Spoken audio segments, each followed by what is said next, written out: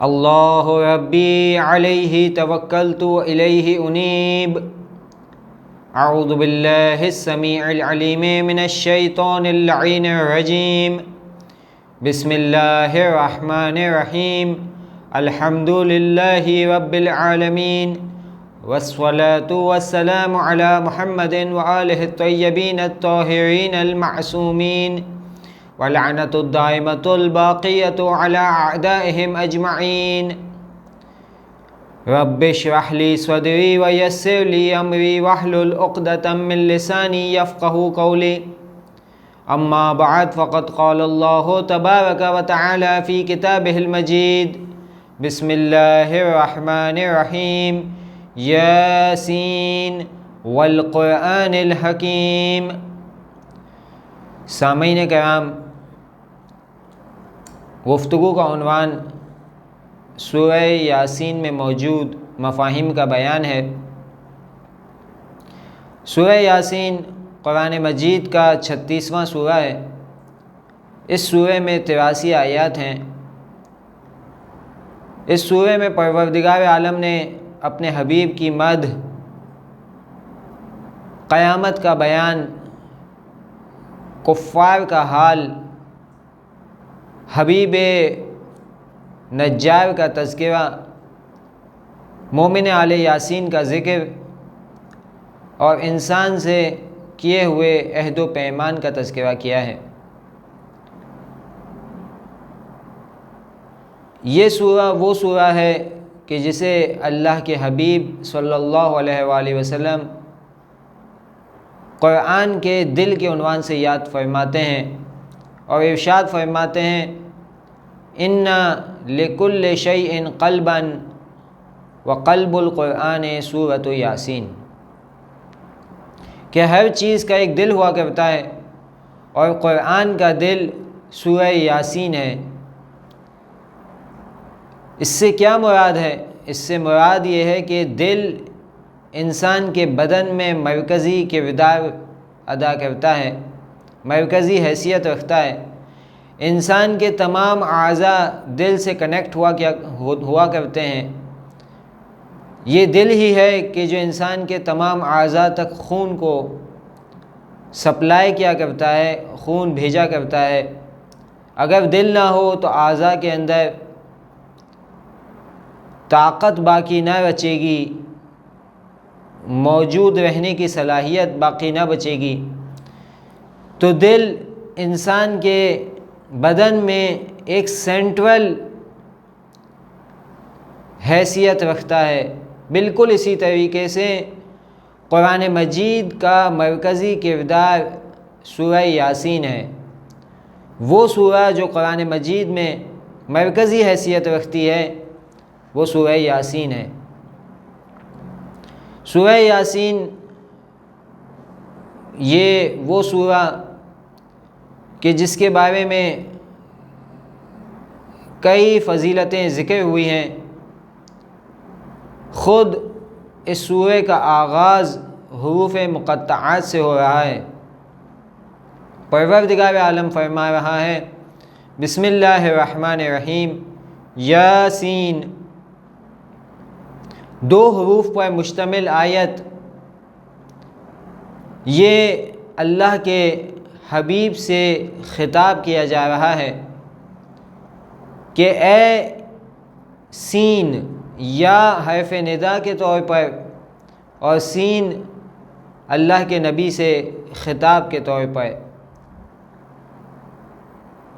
کیا وجہ ہے کہ پروردگار عالم نے خود نام رسول اکرم صلی اللہ علیہ وآلہ وسلم سے خطاب نہیں کیا، بلکہ کبھی قرآن مجید میں طٰہٰ کے خطاب سے، کبھی یاسین کے خطاب سے اللہ کے حبیب کو نوازا؟ تو علماء فرماتے ہیں اس کی وجہ یہ ہے کہ جب انسان، بلکہ کوئی بھی متکلم جب کسی سے محبت کرتا ہے، جب کسی سے لگاؤ رکھتا ہے، تو بجائے یہ کہ وہ اس کا اصلی نام زبان پر لا کر اسے خطاب کرے، عام متکلم بھی یہ کوشش کیا کرتا ہے کہ ایسے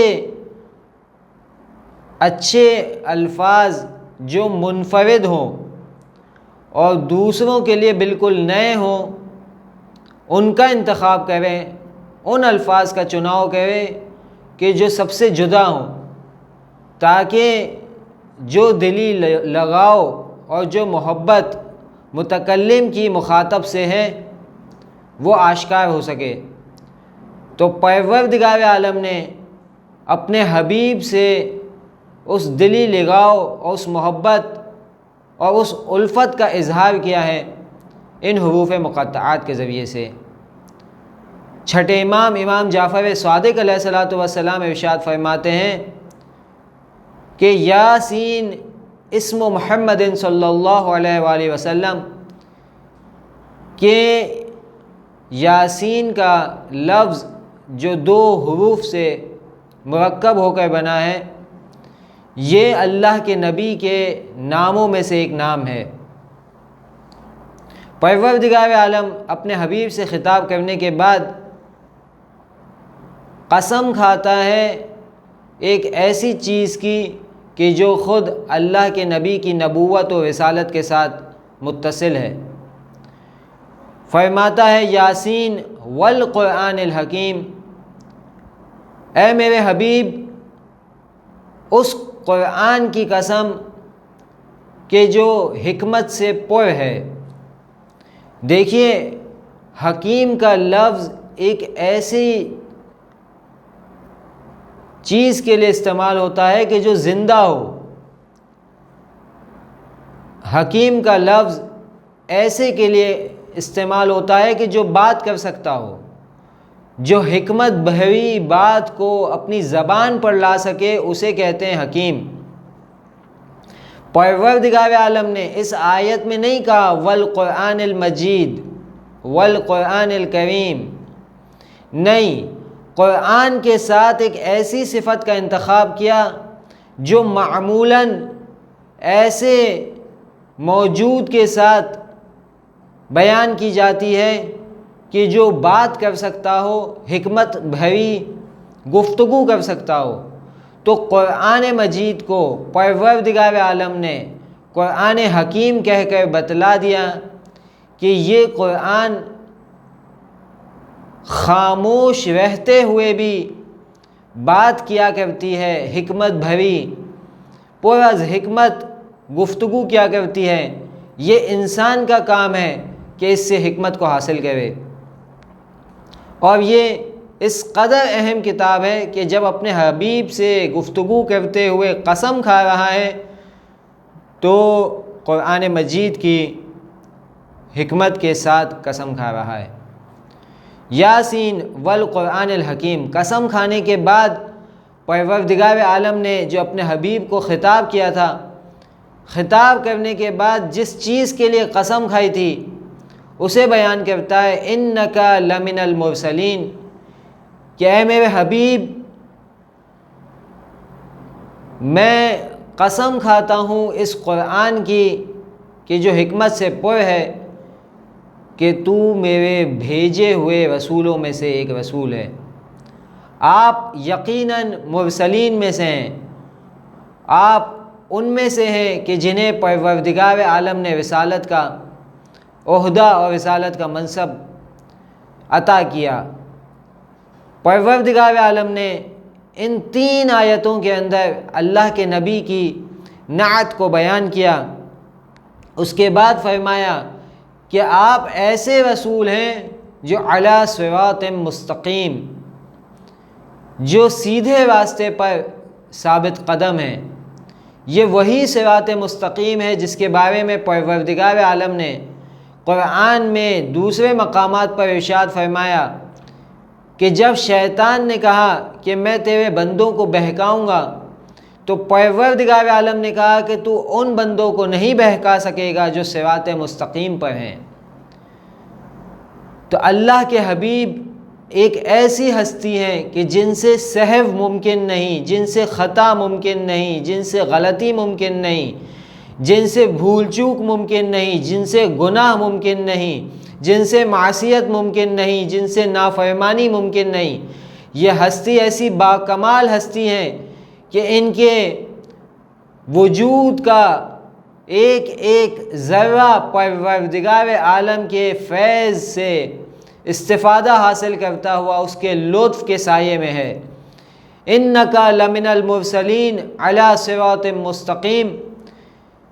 پھر پروردگار عالم اس قرآن کی، جس کی قسم پروردگار عالم نے کھائی تھی، جو اللہ کے نبی کا معجزہ ہے، اس کی صفت کو بیان کرتے ہوئے فرماتا ہے تنزیل العزیز الرحیم۔ یہ قرآن کس کی نازل کردہ کتاب ہے؟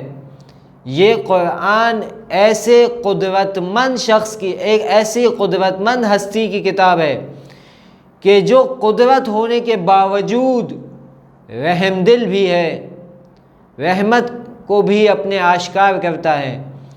اپنی دو صفتوں کو پروردگار عالم نے اس آیت میں بیان کیا کہ تنزیل العزیز الرحیم، کہ یہ قرآن نازل کردہ کتاب ہے اس شخص کی، اس ہستی کی کہ جو اس قدر قدرت رکھتا ہے کہ ایسی کتاب وہی نازل کر سکتا ہے کہ جس کے بعد کوئی ایسی کتاب نہیں آئی کہ جو اس کتاب کا مقابلہ کر سکے۔ ایسی باعظمت کتاب، ایسی باحیثیت کتاب، ایسی کتاب کہ جو پایہ کمال پر موجود ہے، وہ صرف وہ ہستی نازل کر سکتا ہے کہ جو عزیز ہے، قدرت مند ہے، اور قدرت ہونے کے ساتھ ساتھ وہ رحم دل بھی ہے، اور انسان پر اس نے اس قرآن کو نازل کر کے اپنے رحم کا اظہار کیا ہے۔ بعض مفسرین یہ کہتے ہیں کہ یہاں پروردگار عالم نے اپنے دونوں جنبوں کو، اپنے دونوں رخوں کو ظاہر کیا ہے کہ پروردگار عالم چاہتا ہے کہ جو شخص اس قرآن پر عمل کرے تو یاد رکھے کہ اگر وہ اس قرآن پر عمل کرے گا تو پروردگار عالم کی رحمت کے سائے میں آئے گا، اور اگر انسان قرآن مجید کی آیتوں پر عمل نہ کرے گا اور اس کو پس پشت ڈال دے گا تو یاد رکھنا کہ پروردگار عالم عزیز اور بہترین قدرت والا ہے، اور وہ ہر چیز پر حتیٰ سزا دینے پر بھی قادر ہے۔ یہ کہنے کے بعد پروردگار عالم اس قرآن کو نازل کرنے کا مقصد بیان فرماتا ہے لِتُنذِرَ قَوْمًا مَّا أُنذِرَ آبَاؤُهُمْ فَهُمْ غَافِلُونَ، کہ ہم نے اے حبیب یہ قرآن کیوں نازل کیا؟ اس لیے نازل کیا کہ لِتُنذِرَ، تاکہ آپ ڈرائیں، آپ انذار کریں، آپ خبردار کریں، کسے؟ قوماً، اس قوم کو، کہ ما انذر آباؤہم، کہ جنہیں ان کے آباء و اجداد نے نہیں ڈرایا تھا۔ تاریخ شاہد ہے کہ حضرت عیسیٰ علیہ السلام کے بعد سے لے کر اللہ کے نبی تک ایک بڑا غیب آتا ہے، ایک بڑا فاصلہ آتا ہے جس میں کوئی نبی نہیں آتا۔ تو یہ آیت بیان کر رہی ہے کہ آپ ڈرائیں اس قوم کو کہ جس قوم کو ان کے آباء و اجداد نے نہیں ڈرایا، کوئی نبی نہیں آیا تھا۔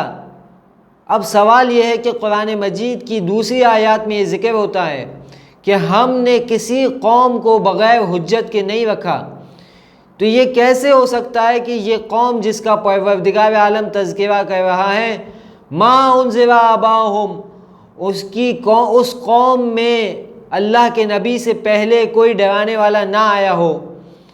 تو اس کا جواب یہ ہے کہ ڈرانے والے آئے، بے شک ڈرانے والے آئے اور موجود تھے۔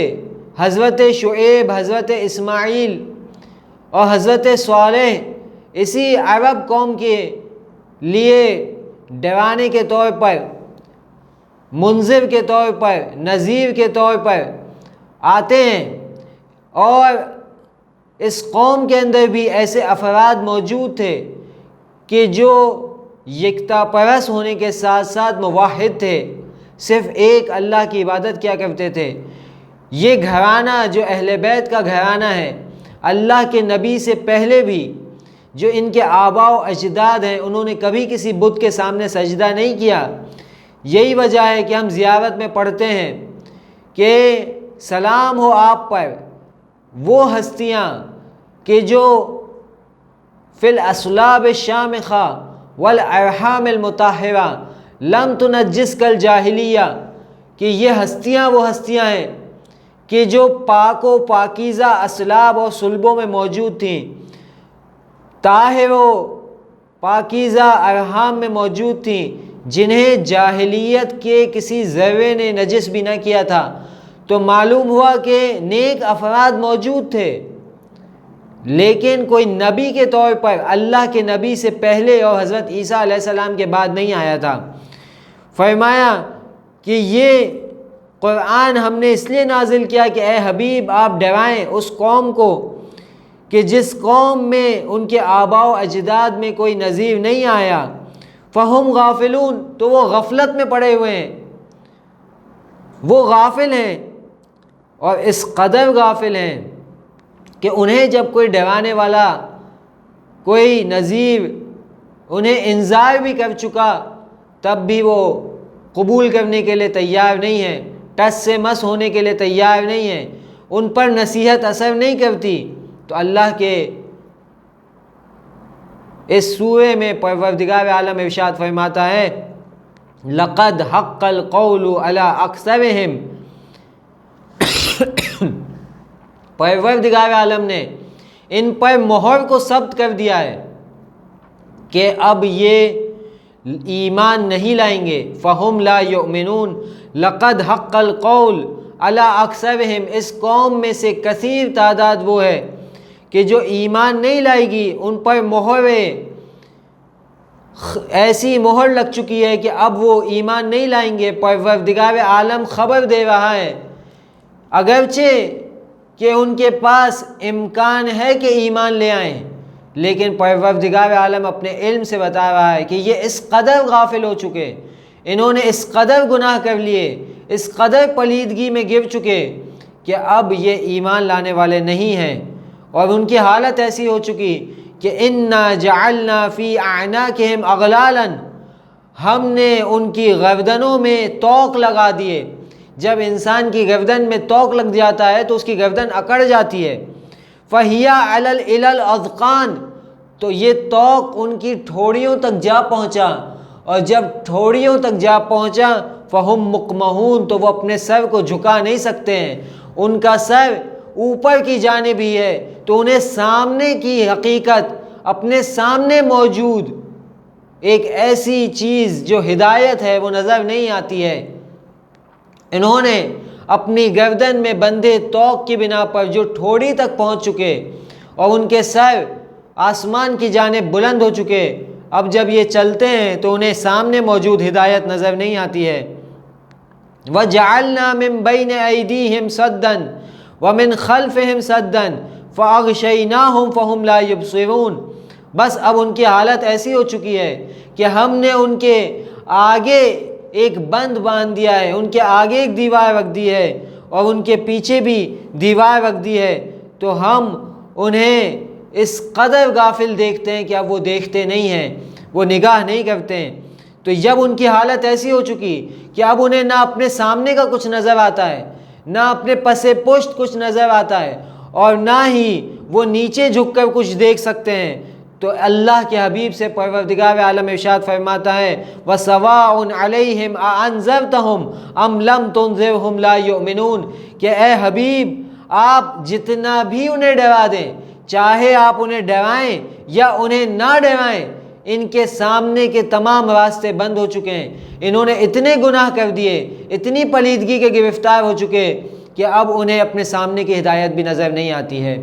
پروردگار عالم سے دعا کرتے ہیں پروردگار عالم ہمیں ہدایت سے غافل نہ رکھے، ہمیں محمد و آل محمد کی سیرت کو سمجھنے اور اس پر عمل پیرا ہونے کی توفیق عنایت فرمائے۔ ربنا تقبل منا انک انت السمیع العلیم وتب علینا انک انت التواب الرحیم۔